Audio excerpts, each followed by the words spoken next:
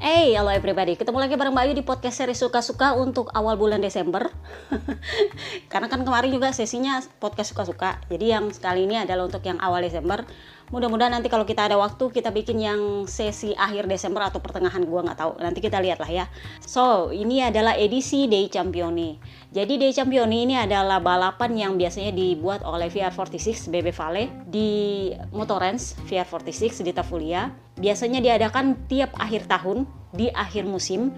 Kebanyakan sebenarnya itu digelarnya di bulan Desember, jadi semacam pranatal. Dulu itu biasanya diadakan bulan Desember tanggal-tanggal 10 sampai 15. Jadi sekitar seminggu atau 2 minggu sebelum Natal. Jadi semacam event pranatal lah. Jadi mereka bisa merayakan Natal bareng-bareng sebelum nanti Natal yang emang Natal aslinya Natal. Tetapi makin kesini itu makin sulit untuk digelar. Kenapa? Karena memang makin kesini itu cuaca dan iklim di Italia itu makin gak bersahabat. Semakin mudah untuk ada badai salju kalau di bulan Desember. Jadinya makin kesini itu makin diadakan di awal-awal Desember. Nah, untuk tahun ini dipindahin ke November. Jadi diadakan tanggal 25 sampai 27 November kemarin. Lebih bertepatan dengan hari Thanksgiving. Sayangnya Thanksgiving itu diadakan di Amerika, bukan budayanya Italia. Jadi sebenarnya nggak ada hubungan sih Thanksgiving sama VR46 punya Dei Campioni. Nah, di Dei Campioni ini sebenarnya ada 2 sesi. Sesi pertama itu adalah sesi Americana. Americana ini adalah seluruh peserta itu membalap bersamaan dalam satu trek untuk kemenangan individual. Oke, itu namanya Americana. Nah, kemudian sesi yang kedua itu adalah seri Campioninya, Dei Campioni. Jadi Dei Campioni ini biasanya rider itu dibuat dalam beberapa tim yang nanti bentuknya jadi estafet. Jadi mereka akan keliling-keliling itu Motorens selama kurang lebih 100 km, ada beberapa lap. Nanti gantian. Jadi nggak ada tim yang bantu, yang pegangin motornya itu ya tetap ridernya sendiri juga. Jadi kurang lebihnya seperti itulah ya. Itu yang seri pamungkasnya. Nah, seri pertamanya itu adalah Americana. Nah, kemarin itu yang dimenangi oleh Luca Marini itu adalah seri Americananya. Jadi seat untuk tahun ini itu adalah 40 rider, include Kaisar Honda United Dovizioso yang pensiun, akhirnya setelah pensiun baru turun di Motorens. Kemudian Papa Lucas juga ikut. Lalu ada calon ikan hiu gagal, Jorge Martin, yang untuk pertama kalinya ikut dan dia seneng banget. Kemudian di Moto2 ada si Pedro Acosta kalau nggak salah, kemudian Artigas dan banyak lah ya mereka. Ada dari Moto E juga, ada dari MX, pokoknya ngumpul semua lah ya mereka di sana. Jadi kalau bisa dibilang bagi para rider yang sudah kepencar-pencar kesana kemari itu, kalau ngumpul di Motorens di Dei Campioni itu kayak ibarat kata ketemu teman lama. Tito Rabat, Sultan Satu itu yang nggak pernah absen untuk ikut Dei Campioni dan selalu datang. Kalau kalian lihat, dia ini orangnya nggak terlalu dekat dengan VR46, tapi dia adalah yang paling rajin konfirmasi kalau Dei Campioni diadakan. Jadi lebih kepada gue pengen hangout sama lu lah. Jadi kalau ada yang berpikir ini buat balapan, buat prestis, enggak. Ini lebih sekadar kita ngumpul-ngumpul, kita seneng-seneng bareng, gak usah mikirin kejuaraan. Pokoknya have fun. Jadi hampir bisa dibilang kalau ada yang tanya, ini kok yang podium rata-rata anak VR46 ya? Iya, karena kan mereka hampir tiap minggu di situ muter-muter ya, masa nggak tahu? Justru aneh kalau yang podium adalah yang bukan dari VR46, karena mereka itu hampir tiap minggu latihan di situ. Jadi untuk rider lain itu lebih kepada ya lobby-lobby bisnis, ngomong-ngomong santai, hangout, pokoknya seneng-seneng lah ya kalau buat mereka. Jadi pertama kalinya kemarin BB Vale turun dari singgasana juara bertahan. BB Vale harus puas di posisi kedua. Posisi pertama diisi oleh Lorenzo Baldassari berpasangan dengan Elia Bartolini. Posisi 2 BB Vale sama Maro yang sebenarnya startnya dari pole position, jadi memang sebenarnya ada potensi, tapi ya BB Vale sendiri bilang, saya tahu sejak awal si Baldini cepet banget, jadi ya udahlah, mereka memang layak untuk juara. Kemudian di posisi ketiga diisi oleh Marco Bes sama Antonelli yang juga akan meninggalkan VR46 tahun depan. Jadi memang di Dei Campioni ini ada beredar beberapa gosip terbaru soal akhir musim. Jadi Uchiho itu kan memang kemarin sudah mengkonfirmasi bahwa anak-anak VR46 ada beberapa yang harus dilepas. Kenapa? Karena mereka akan pergi dari kejuaraan MotoGP. Ada yang pindah ke SSP, ada yang pindah ke WEC. Jadi memang nggak bisa dikontrol secara penuh. Jadi menurut Uchiho kami akan melepas mereka, tetapi nggak seluruhnya. Mereka bisa tetap latihan di Tafulia, tetapi kontrol lainnya, terutama kalau di balapan atau di tim, itu diserahkan kepada manajemen mereka. Kebanyakan sih dimanajeri oleh para keluarganya, tetapi ada juga yang dimanajeri oleh manajer profesional. Kurang lebihnya sih seperti itu. Kemudian di sini juga akhirnya Bebe Vale memastikan bahwa Muni VR46 itu tidak akan memutus kontraknya dari Ducati untuk bisa bergabung dengan Yamaha. Jadi kan kemarin waktu di Valencia, kalian kan dengar gosip rumput sepoi-sepoi bahwa Lin Jarvis itu lobby-lobby tinggi-tinggi ke Bebe Vale yang kebetulan datang waktu itu untuk gimana caranya supaya Muni VR46 itu pindah ke Yamaha atas dasar panjangnya kerjasama mereka di VR46 Rider Academy. Jadi kan memang selama ini motor-motornya VR46 Rider Academy itu disuplai oleh Yamaha, benar? Jadi Lin Jarvis bilang mungkin ini waktunya lu balas budi deh Vale, karena kan selama ini kami mendukung lu. Jadi gimana caranya lu pindahlah ke sini, karena kan tahun depan kita nggak ada tim satelit nih. Petinggi di Jepang pengennya secepat mungkin ada tim satelit lagi biar bisa 4 motor yang turun. Tetapi Bebe Vale waktu itu bilang, saya tanya dulu Uchiyo. Kenapa? Karena Uchiyo adalah pemegang kunci untuk memutuskan apakah memang bisa dipindahin atau enggak. Karena kan memang Bebe Vale bisa dibilang bukan lagi penentu kebijakan untuk bisa iya atau enggak. Kalau Uchiyo bilang oke, ya baru bisa oke. Kalau enggak. Kenapa? Karena kan Bebe Vale lebih fokus pada balap mobil. Dia nggak tahu perkembangan anak-anak didiknya di lapangan. Nah kemarin di Dei Campioni akhirnya Bebe Vale menegaskan kita nggak akan pindah. Tidak sebelum kontrak berakhir. Jadi kan kemarin Lin Jarvis maunya tahun 2024 awal itu mereka sudah pindah ke Yamaha. Tetapi kan kontraknya dengan Ducati itu sampai 2024 akhir. Jadi Bebe Vale bilang no, nggak bisa. Bahkan kalaupun tahun 2023 nanti ternyata Yamaha Jurdun dan motornya bagus, mereka tetap nggak akan pindah. Jadi harus selesaikan dulu kontrak, dan kalau sudah selesai kontraknya baru ditimbang apakah pindah ke Yamaha atau enggak. Kenapa? Karena kalau nggak kompetitif juga Yamaha ya percuma, kita nggak bisa pindah. Begitu katanya Bebe Vale. Nah jadi ini adalah pernyataan resmi yang memastikan bahwa Yamaha itu nggak akan mendapatkan Muni VR46 tahun 2023 maupun 2024. Kalau untuk tahun 2025 ya nanti dilihat lagi performa Ducati sama Yamaha tahun 2023 dan 2024 bagaimana. Jadi memang Bebe Vale bilang nggak bisa, kita nggak bisa pindahin sekarang dengan kondisi motor Yamaha seperti itu. Pun tahun 2024 nggak bisa, nanti tahun 2025 baru bisa. Kenapa? Karena kontrak mereka sama Ducati itu baru berakhir tahun 2024 akhir. Nah, Paolo Ciabatti ditanya soal itu, soal Bebe Vale udah nggak mau pindah, kepastiannya. Jadi Ciabatti bilang, ya saya minta maaf sama Yamaha karena memang kami itu kontraknya sampai akhir 2024 dan masing-masing pihak itu wajib menghormati kewajiban di dalam kontraknya. Jadi ya kalau setelahnya ya kita nggak tahu mereka akan kemana. Tapi sampai akhir 2024 masing-masing pihak punya kewajiban untuk memenuhi kewajiban kontraknya. Jadi Ciabatti bilang ya saya mengerti sih kegundahannya Yamaha soal satelit ini. Mereka sangat mengharapkan punya satelit, tetapi mereka ternyata kehilangan satelit. Jadi ya kurang lebihnya seperti itulah, kita sudah punya kontrak masing-masing. Kata Ciabatti sih seperti itu. Nah dia juga akhirnya mengklarifikasi soal team order. Jadi selama ini fans toksik gabungan ABR, ABI, ABB dan segala macamnya itu mengatakan bahwa Jurdun konspirasi gagal, Pecco Bagnaia itu jadi Jurdun karena tim order. Itu argumentasi pertama. Jadi itu dibantah sama Ciabatti. Jadi Ciabatti bilangnya kayak gini. Tim order itu omong kosong, ya itu memang resminya, tapi memang aslinya ada. Gosip sepoi-sepoi itu memang ada. Tetapi perkaranya adalah siapa yang mau menurut pada tim order. Jadi kan kalian tahu ini tim order kan muncul setelah para rider mendapat konfirmasi dengan tim-tim barunya. Jadi Jack sudah dapat konfirmasi dari KTM, Zarco dapat konfirmasi dari Pramac, si Martin dapat konfirmasi dari Pramac, Enea Bastianini dapat konfirmasi dari Ducati. Jadi memang karena semuanya sudah settle pada tim-tim barunya, jadi ya kalian sudah nggak bisa memaksa untuk mereka mematuhi tim order. Udah nggak ada bargaining buat ngancem, ngerti nggak sih? Jadi memang meskipun tim order itu turun ya terserah kepada keikhlasan masing-masing rider mau nurut apa enggak. Sejauh ini yang nurut itu memang cuma Zarco sama Marco Bez. Luca Marini nggak ada sama sekali, saudara. Enea Bastianini itu paling nggak nurut.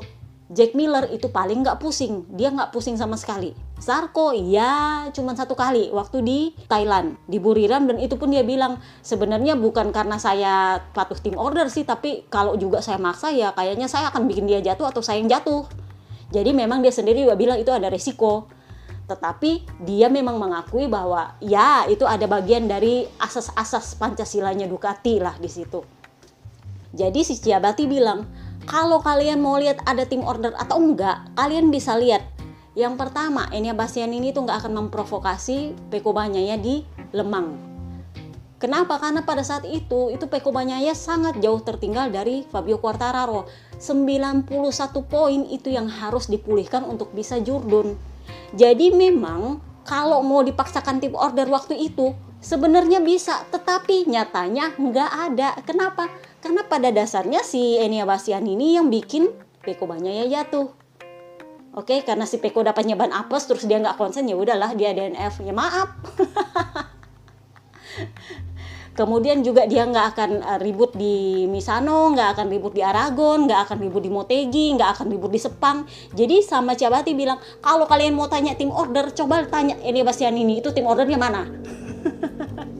Karena memang nggak ada yang mau patuh sama tim order ini. Jack Miller itu nggak bakal membiarkan si Pecco kesulitan sendiri di Buriram dan dia finish di urutan kedua. Kalau ada tim order, dia mestinya akan turun ke belakang membiarkan Pecco maju. Kalau ada tim order, kan nyatanya tidak. Jadi sama Ciabatti bilang, bullshit itu omong kosong. Jadi ya kalau menurut gue ya fakta bahwa Pecco Bagnaia Jourdain karena tim order itu salah, memang omong kosong. Tetapi apakah tim ordernya ada atau enggak? Itu kan di bawah meja, oke? Tetapi faktanya adalah memang dia nggak pakai tim order karena nggak ada yang mau nurut. Yang nurut itu cuma Zarco sama Marco Bes. Itu pun ya segitulah. Jadi si Ciabatti bilang sebenarnya waktu di Sepang kami itu sebenarnya sudah kalkulasi. Kami akan marah kalau sampai Enea Bastianini itu menyalip si Pecco ketika Marco Bes berhasil menyalip si Quartararo. Karena kan Quartararo itu kan P3 kemarin kan.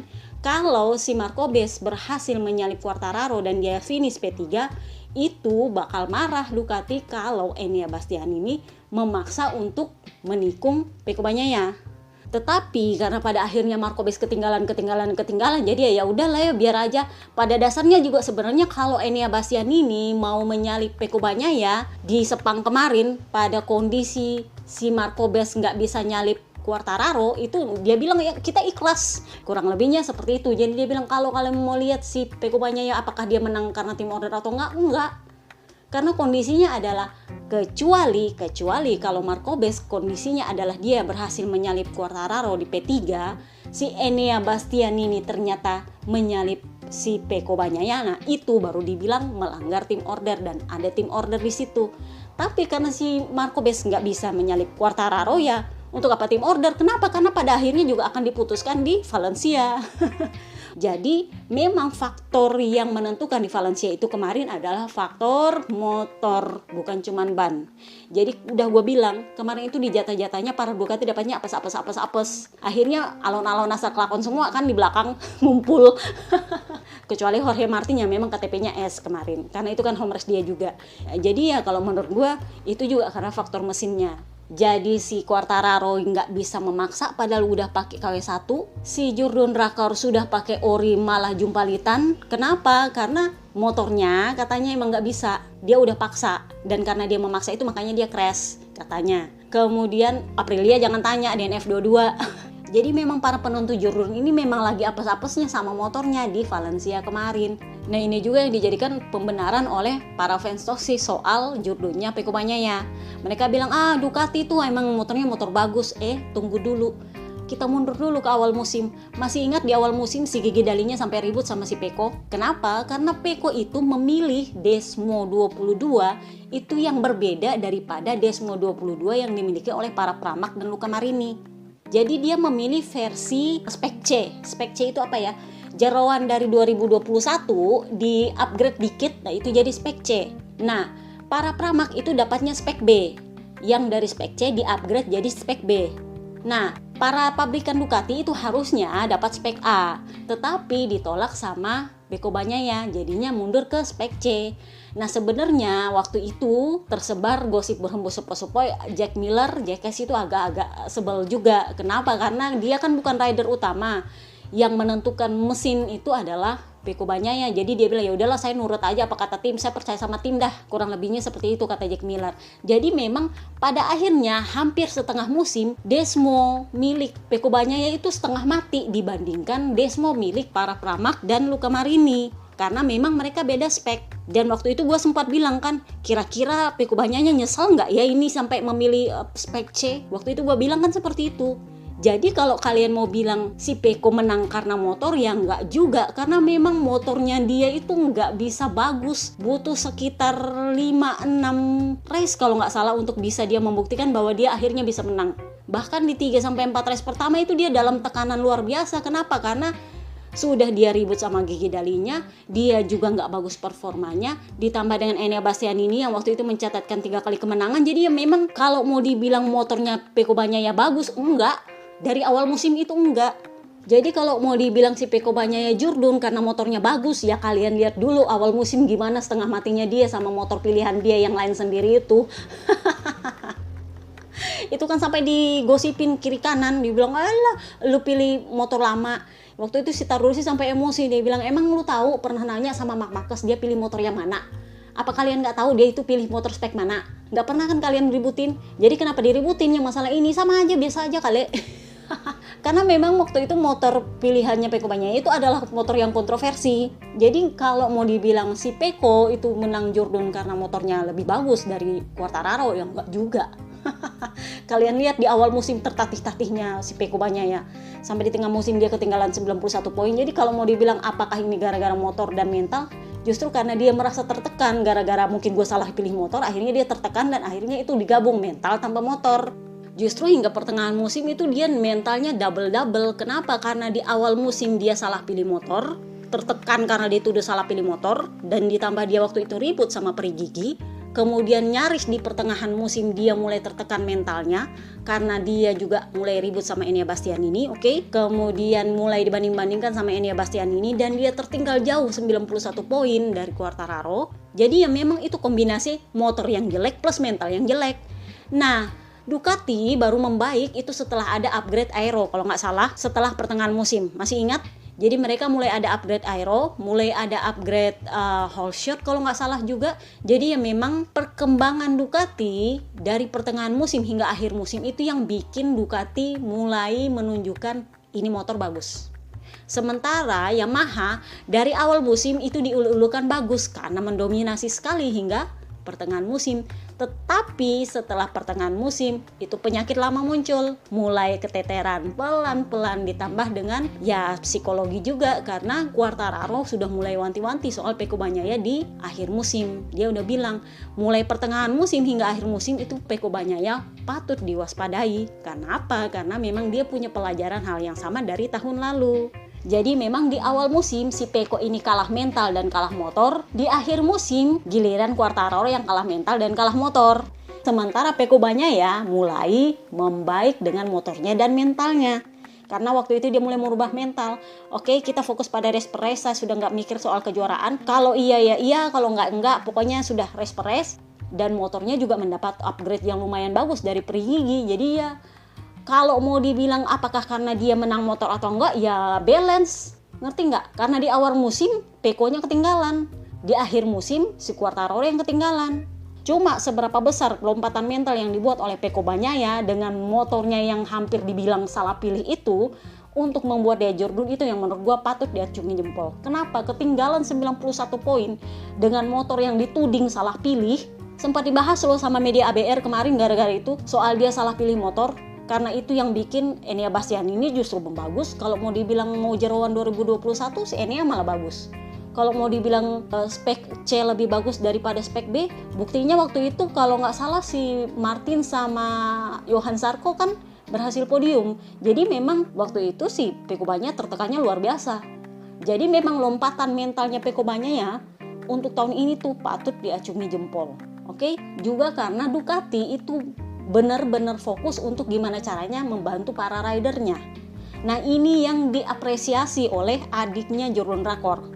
Alex Marquez itu amat sangat mengapresiasi cara kerjanya Ducati, bahkan ketika dia cuma 1 hari kerja sama Ducati di tes Valencia kemarin. Kenapa? Karena dia baru 1 hari aja di atasnya Desmo kemarin kan, dan cukup 1 hari itu saja dia sudah membuktikan bahwa dia dapat support yang bagus dari Ducati. Akhirnya kemarin dia buka-bukaan, karena kan kemarin setelah tes Valencia itu dia nggak bisa ngomong banyak karena masih terikat kontrak. Nah, minggu ini kemarin itu dia akhirnya buka bicara, mungkin kontraknya udah habis jadi dia bisa ngomong bebas-bebas, baru dia bilang, selama ini Honda itu terlalu fokus sama Marc Marquez. Jadi ketika Marc Marquez absen karena cedera plus proses operasi tahun ini, itu ada saat dimana memang Honda itu menolak untuk menerima masukan dari para rider lain selain Marc Marquez. Jadi bukan berarti kami nggak berguna atau kami nggak mau memberi masukan, masalahnya adalah mereka mau mendengar atau enggak. Kenapa? Karena memang tampaknya Alberto Puig itu terlalu memfokuskan Honda ini ke Marc Marquez. Nah, masalahnya adalah begitu Marc Marquez kembali, pengembangan Honda udah terlanjur amburadul. Jadi itulah kenapa waktu di Austria kemarin kan berkembang gosip bahwa Marc Marquez minta pergantian perombakan manajemen lah di tubuh Honda, supaya ada satu manajer khusus yang bisa berkomunikasi dengan rider dan mengadopsi apa yang dimaksud oleh para rider. Kenapa? Karena ternyata meskipun Marc Marquez berhasil kembali ke pedok, udah nggak sejalan sama insinyurnya. Jadi Alex Marquez bilang, saya itu sebenarnya merasa nggak dianggap di Honda karena saya mencoba membantu tapi mereka nggak mau dibantu dan mereka juga nggak mau membantu. Di saya nggak dapat apa-apa, dia bilang kayak gitu. Ya menurut gue ya benar juga, karena memang aslinya kan dia itu rider pelicin. Kenapa? Karena kontraknya dia kemarin naik ke MotoGP tahun 2020 itu lebih karena untuk pelicin supaya Marc Marquez tanda tangan kontrak 4 tahun. Masih ingat? Jadi si Alex Marquez dinaikin langsung ke tim pabrikan untuk 1 tahun. Si Marc Marquez tanda tangan kontrak 4 tahun. Begitu Marc Marquez absen karena cedera, didepaklah adiknya ke LCR. Jadi memang cuma untuk pelicin doang dapat kontrak 4 tahun. Jadi ya wajar nggak mau didengar suaranya. Jadi dia bilang, di Ducati ini saya merasa saya diterima. Saya disupport, didengarkan apa perasaan saya, apa feeling saya. Tapi ya sebenarnya tanpa terlalu banyak usaha juga ini motor udah bagus. Dan di sini karena dia di satelit dan di Gresini dan dia pakai motor bekas, dia bilang saya udah nggak mau pusing sama pengembangan. Kenapa? Karena waktu di Honda kita mendapat tanggung jawab pengembangan tapi nggak didengar, jadi ya percuma juga. Ya terserah sih kalau mereka tahun depan akan membaik atau enggak. Ya kalau saya sih harapnya semoga enggak. Kenapa? Karena saya sudah di Ducati sekarang. Jadi dia bilang dia setuju dengan perkataannya Marc Marquez bahwa semoga kehadiran Alex Rins dan Jordan tak dianggap Joan Mir itu bisa membuat Honda lebih mendengar masukan para rider. Kurang lebihnya sih seperti itu. Kenapa? Karena meskipun Marc Marquez punya permintaan khusus beberapa kali selama musim ini, ternyata yang didatangkan itu bukan sesuai yang dia mau. Jadi perkaranya di Honda itu adalah waktu Marc Marquez nggak ada, rider memberi masukan, tetapi nggak dikasih apa-apa. Begitu ada Marc Marquez, dikasih masukan, ya dikasih sih, tapi ternyata bukan yang diminta. Jadi ya memang itu yang menjadi masalah di Honda, manajernya kalau menurut gue. Jadi ini yang bedanya antara Suzuki waktu zamannya David Brivio, Papi Perigigi di Ducati, dan Alberto Puig di Honda. Juga Lin Jarvis di Yamaha. Jadi memang kalau di Ducati itu Gigi Dall'Igna menanggung semua beban pengembangan. Dia nggak pernah mau nanya, lu maunya apa sama rider, nggak pernah. Pokoknya tahu-tahu blek turun aja itu part, blek turun aja itu setting. Jadi tugasnya rider adalah lu cari setting yang tepat, lu cari gimana caranya supaya ini part bisa maksimal lu gunakan. Oke? Kalau ada yang kurang baru lu bilang. Jadi nggak ada rider yang minta part gimana caranya ini mesti diginiin, nggak ada cerita bahwa lu minta part khusus. Yang ada adalah lu dikasih part, lu uji feedback lu apa. Jadi itu bedanya Ducati ya. Sementara kalau di Honda, rider yang minta partnya dulu. Itu yang bikin Marc Marquez emosi kemarin. Jadi dia minta, ini feelingnya nih nggak ada nih di ban belakang. Jadinya minta sasis. Nah giliran dikasih sasis, sasisnya nggak pas. Nggak ada feelingnya. Jadi ya memang agak beda filosofinya. Nah ini yang berbeda juga di Yamaha. Di Yamaha, mereka pakai sistemnya kayak di Honda. Memfokuskan diri mereka kepada Fabio Quartararo yang memang adalah jurun tahun lalu. Sebenarnya nggak salah juga. karena memang dia adalah top ridernya Yamaha. Juga karena yang dari tahun lalu yang memegang motor pabrikan itu cuman Quartararo. Sementara BB Vale yang selama ini memegang motor pabrikan kan udah pensiun. Jadi nggak ada feedback. Yang ada feedback yang bisa diterima untuk membandingkan motor pabrikan tahun lalu dengan motor pabrikan tahun ini itu cuman Quartararo. Nah, feedbacknya Quartararo ini yang nggak pernah pas sama rider Yamaha yang lain. Lebih liar kalau katanya Papa Willow. Jadi Papa Willow-nya bilang kayak gini. Tahun ini motor Yamaha itu jauh lebih liar daripada yang biasanya. Sementara Morbidelli itu, jadi dia kan sebagai test rider dia ngerti kesulitannya Morbidelli. Karena dia sendiri juga kan mantan Yamaha, zamannya BB Vale, jadi dia ngerti pengembangannya BB Vale gimana dan pengembangannya Quartararo seperti apa. Jadi dia bilangnya kayak gini, motor Yamaha tahun ini itu jauh lebih liar daripada yang sebelum-sebelumnya. Kalau tahun-tahun lalu motor Yamaha itu lebih lembut dan lebih bisa terkontrol saat menikung dan lebih cepat, tahun ini motor Yamaha itu dituntut untuk bisa cepat di trek lurus. Dan sebagai konsekuensinya, motor jadi lebih liar. Nah ini yang memang gak cocok dengan Morbidelli. Memang kita itu kalah di trek lurus, tetapi kita unggul jauh lebih baik di tikungan. Jadi menurut dia, sebaiknya Yamaha ini kembali ke filosofi lama. Ke filosofi zaman pengembangannya BB Vale, di mana motor dikendarai dengan lebih smooth, lebih cepat saat menikung. Memang agak sulit untuk unggul di trek lurus, tetapi kalau kita bisa jauh lebih unggul di tikungan, itu juga sebuah poin lebih. Itu sih maunya Papa Willow kemarin. Kenapa? Karena memang tahun ini Quartararo itu sangat menuntut untuk bisa cepat di trek lurus, dan kalau bisa cepat di trek lurus itu bikin kacau di tikungan. Jadi agak setengah matilah dikendalikan. Nah ini nih yang agak-agak unik dari perkataannya Papa Willow. Jadi dia bilang tahun depan motor Yamaha itu akan sedikit lebih smooth, kembali ke filosofi lama, tetapi tetap bagus di top speed. Karena kan masalahnya kemarin di top speed yang jadi masalah. Jadi dia bilang top speednya bagus tetapi akan lebih lembut. Nah ini yang menurut gua jadi masalah sampai tes Valencia kemarin si Jordan Blago ngamuk-ngamuk. Kenapa? Karena memang setelah dari Misano diuji sama Papa Willow, dibikin seperti itu. Sepertinya sih itu adalah agendanya Papa Willow. Kemudian dikasihlah jadi tes Valencia. Nah di tes Valencia kan si Jordan Bragu ngamuk-ngamuk. Dia bilang, apaan ini motor, bukannya tambah maju tambah mundur. Kenapa? Karena memang sepertinya Papa Willow itu fokusnya adalah gimana caranya bikin ini motor gak terlalu liar. Karena menurut dia sudah terlalu liar waktu kelar dari Misano kemarin. Nah ini juga menurut gua adalah sejalan dengan permintaannya BB Vale ke Lin Jarvis soal Franco Morbidelli, bahwa tahun depan kalau bisa pengembangan motor itu juga cocok ke Morbidelli, bukan cuma cocok untuk Quartararo. Karena dua rider ini berbeda sekali riding stylenya. Meskipun Morbidelli mengakui bahwa di akhir musim akhirnya dia bisa merubah total riding style dia mengikuti Quartararo. Tetapi BB Vale kemarin memang sejak di Mugello kalau nggak salah itu udah wanti-wanti sama Lin Jarvis bahwa kalau bisa motor tahun depan itu lebih mengakomodasi kedua ridernya, bukan cuman Quartararo toh, karena setengah mati si Morbidelli. Memang harus berubah riding stylenya, tapi kalau bisa jangan terlalu ekstrim juga, begitu menurut BB Vale. Pokoknya di tengah-tengah lah ya. Pengennya ke zaman BB Vale masih pengembang, masih bisa kasih masukan, jadi semua rider di Yamaha merasakan manfaatnya daripada mudaratnya. Sementara kalau yang dipegang sama Quartararo sekarang lebih banyak mudaratnya daripada manfaatnya. Jadi seperti itulah kondisinya. Kita lihat aja nanti di Sepang akan seperti apa. Berita lainnya adalah si Pecco Bagnaia itu akan mendapatkan gelar warga kehormatan dari Pesaro, provinsi Pesaro. Jadi Italia itu kan republik kayak Indonesia, republik ya. Jadi ada provinsi-provinsinya. Kalau di sana dibilang negara bagian. Jadi negara bagian asalnya Pecco Bagnaia ini berbeda dengan Pesaro. Tafulia itu kan ada di negara bagian Pesaro. Jadi KTP-nya itu bukan KTP-nya Pesaro. Nah, sama gubernurnya Pesaro itu mau dikasih gelar warga kehormatan. Kenapa? Karena memang sejak tahun 2013 dia bergabung dengan VR46 itu Pecco Bagnaia bisa dibilang menetap di Tafulia. Kenapa? Karena kan dia anak VR46. Kalau mau latihan kan hampir tiap minggu. Jadi ya memang mereka harus di asrama, nggak boleh jauh-jauh dari Tafulia. Karena memang kewajiban untuk semua murid VR46 adalah nggak boleh absen saat latihan.